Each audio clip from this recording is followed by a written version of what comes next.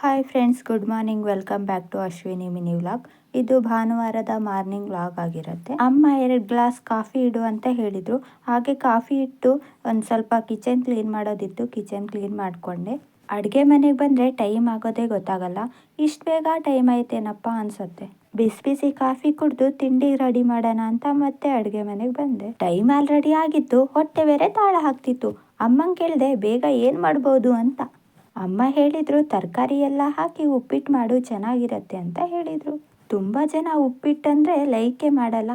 ಆದರೆ ನಾವು ಇಷ್ಟಪಟ್ಟು ತಿಂತೀವಿ. ಎಲ್ಲ ಥರದ್ದು ತರಕಾರಿ ಹಾಕಿ ಉಪ್ಪಿಟ್ಟು ಮಾಡಿದರೆ ಸೂಪರಾಗಿರುತ್ತೆ. ಉಪ್ಪಿಟ್ಟು ಮಾಡೋಕ್ಕೆ ಫಸ್ಟ್ ತರಕಾರಿ ಎಲ್ಲ ಕಟ್ ಮಾಡಿಕೊಂಡೆ.